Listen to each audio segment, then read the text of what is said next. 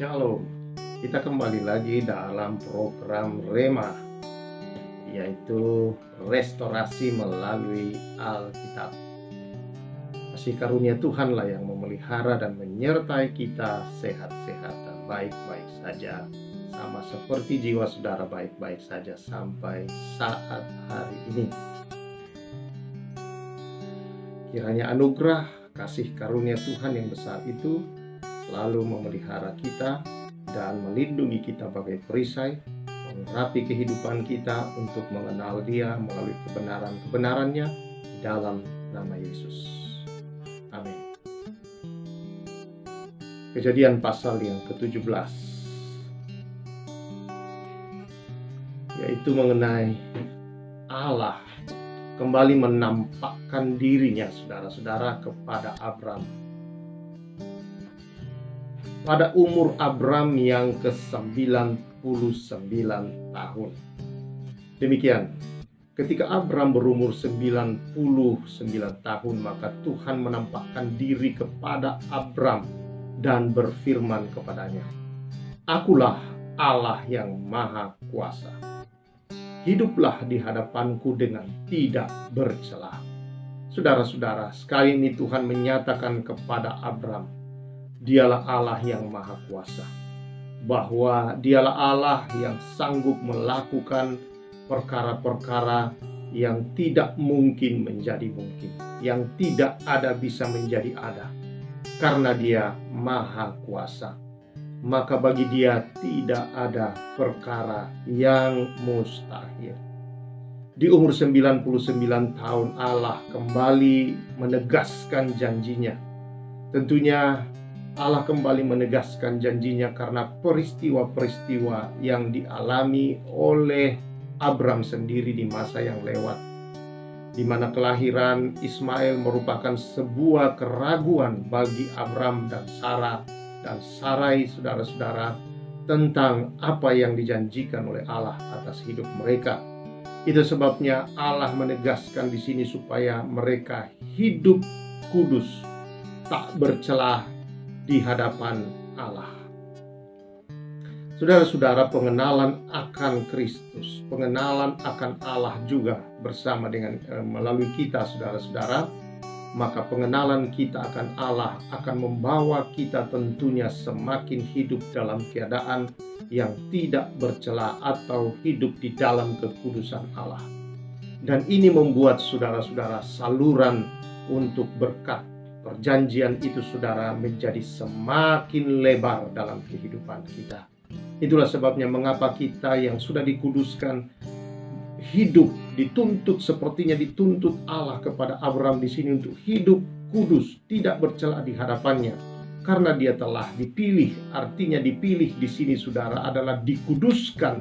Dikuduskan di sini artinya dikhususkan oleh Allah, saudara-saudara. Nah, kita telah dipilih, saudara. Kita telah dikuduskan, telah dikhususkan untuk Allah.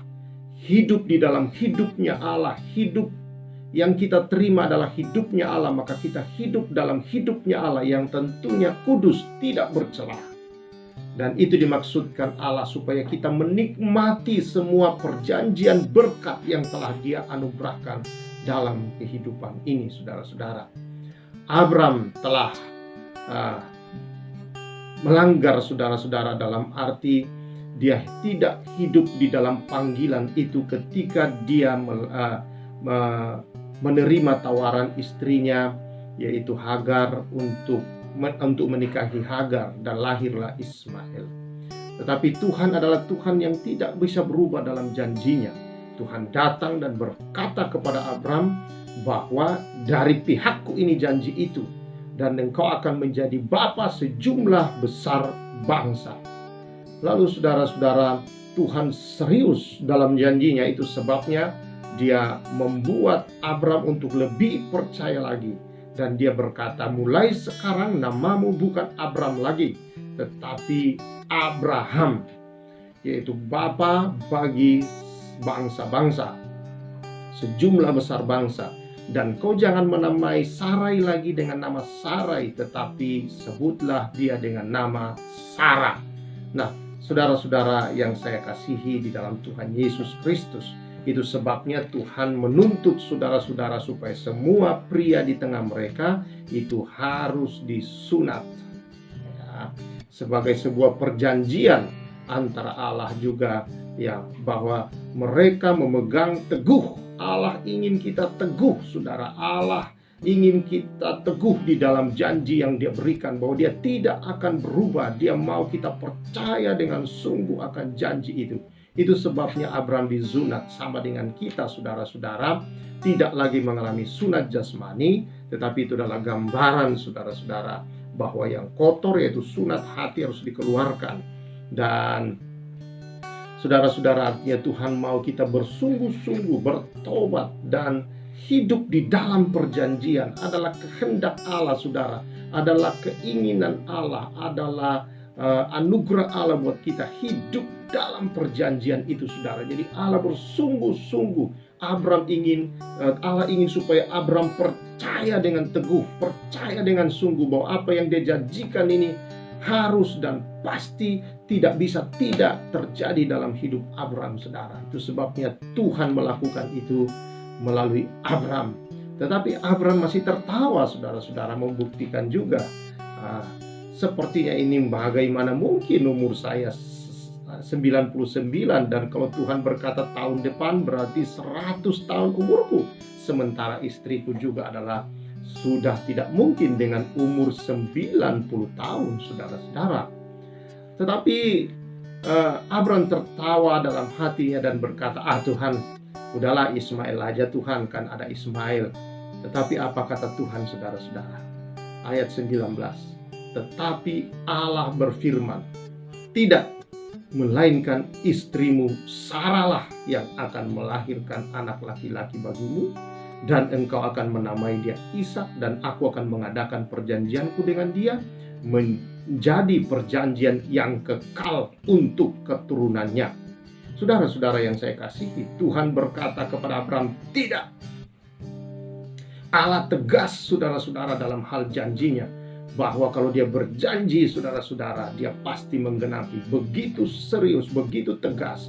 Karena Allah membuat itu, saudara, bukan sekedar janji, tapi perjanjian, di mana seperti yang kita bahas di dalam pasal yang ke-15 yang lalu, saudara-saudara, Allah meneguhkan itu menjadi bukan sekedar janji, tapi sebuah perjanjian dengan memotong hewan, dan Allah sendiri berjalan di tengahnya, bahwa nyawanya menjadi taruhannya, saudara-saudara.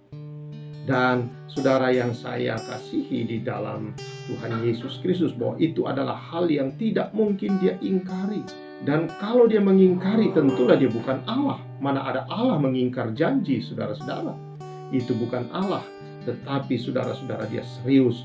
Walaupun Abraham dalam hal ini ragu, saudara-saudara, dengan situasi kondisinya, Allah tetap pada perjanjian itu. Dan Dia berkata, tidak, Ismail bukan anak perjanjian, tetapi anak dari istrimu yang sah, yaitu Sarah. Itulah istrimu. Dan Tuhan berkata, menyebut Sarah di sana, tidak lagi Sarai.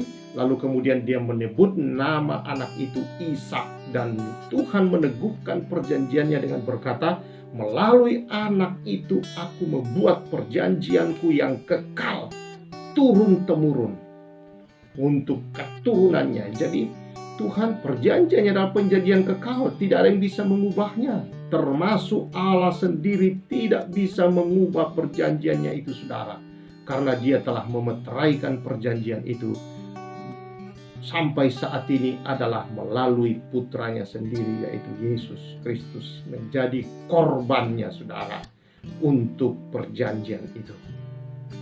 Karena itu, saudara-saudara, di dalam Tuhan Yesus Kristus, semakin kita masuk di dalam Tuhan, semakin kita berjalan bersama Tuhan, saudara, semakin kita harus serius. Karena saudara-saudara, adalah kehendak, adalah kerinduan hati Allah, adalah rencana kehendak Allah untuk kita hidup di dalam perjanjian Allah. Tuhan berkata tidak untuk keinginan Abraham. Tuhan berkata tidak untuk segala rencana Abraham menolong Tuhan. Engkau tidak bisa berbuat apa-apa, Abraham, kalau bukan aku. Apa yang kau buat itu telah menjadi satu kecelakaan bagi seluruh dunia juga. Tetapi Allah selalu punya jalan untuk mengatasi. Ishaklah, saudara-saudara, anak perjanjian yang akan mengatasi itu melalui seluruh keturunannya yang akan memenuhi bumi. Dan salah satu dari keturunan itu adalah saudara dan saya secara rohani di dalam Kristus Yesus Tuhan. Karena itu saudara, kita tidak bisa bermain-main. Hiduplah, kalau saudara mau hidup menikmati janji Allah dalam hidup ini, maka hiduplah sebagai orang benar. Hiduplah sebagai orang yang telah dipilih Allah, dikuduskan, dalam arti dikhususkan oleh Allah. Untuk apa saudara dikhususkan? Adalah untuk menikmati berkat Bapa Abraham dan saudara-saudara, untuk menjadi berkat melalui berkat yang Allah karuniakan dalam hidupmu. Jadi saudara-saudara, Allah betul-betul ingin kita menikmati berkatnya, menerima, mengalaminya, dan hidup di dalamnya menjadi berkat bagi orang lain, saudara. Ini jadi persoalan, karena banyak anak-anak Tuhan berkatnya mau, tapi mau jadi berkat tidak mau. Pelit, saudara-saudara, sukar bagi saudara untuk menikmati dan mengalami janji kalau demikian. Karena tujuan dari janji itu saudara adalah saudara diberkati untuk menjadi berkat. Jadi hal yang harus kita tanam di dalam diri kita sebagai anak-anak Tuhan adalah saya dipanggil menjadi berkat. Dan ketika itu yang ada di dalam diri saudara, kasih Allah, saudara-saudara, menjadi berkat bagi sesama, maka berkat Allah adalah menjadi bagian saudara-saudara. Berkat akan mengikuti hidupmu.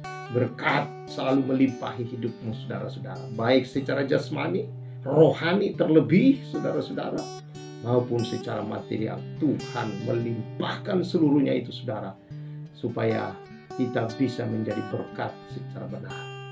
Tapi kita bersyukur senantiasa, saudara-saudara, akan anugerah Tuhan yang besar ini.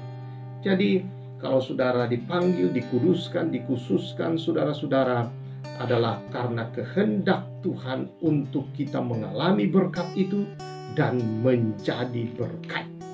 Jadi sekali lagi, untuk apa Tuhan memberkati? Tujuannya hanya satu, supaya menjadi berkat. Tidak untuk supaya saudara menikmati sendiri. Nah, jadi Allah jelas dalam bagian-bagian firman Tuhan. Allah memanggil Abraham, Allah memberkati Abraham dan keturunannya adalah untuk menjadi berkat. Dan sekali lagi, Allah serius. Karena Allah tidak bisa berubah. Mengapa Allah tidak bisa berubah? Karena itu sudah saudara-saudara menjadi bukan janji, tapi menjadi sebuah perjanjian yang mana melalui sebuah ritual khusus yang tidak bisa disangkalinya, saudara. Karena tidak mungkin Allah harus kehilangan nyawanya untuk selamanya, yang berarti tidak ada Allah. Itu adalah hal yang tidak mungkin, saudara-saudara. Itu sebabnya Allah tidak bisa mengubah perjanjiannya, saudara, yang sudah Dia berikan dan yang sudah Dia teguhkan. Karena itu Dia minta juga kepada Abraham untuk serius memegang teguh janji. Artinya hidup benar-benar percaya. Saudara, mungkin itu butuh waktu. Dan saya tahu bahwa itu pasti melalui proses, saudara-saudara. Ada waktu. Tetapi saudara yang saya kasihi di dalam Tuhan Yesus Kristus, itulah membentuk iman. Membentuk saudara-saudara karakter ilahi dalam kita. Supaya kita betul-betul di hadapan Allah. Ketika bertemu muka-muka dengan Dia kelak, kita ditemukan tidak bercacat dan tidak bercela. Puji Tuhan, kita punya Allah yang tidak main-main, yang selalu serius, saudara-saudara, dalam setiap apa yang Dia nyatakan. Karena itu Dia mau supaya kita serius memegang teguh janji itu dengan hidup di dalam kebenarannya dan kekudusannya, saudara.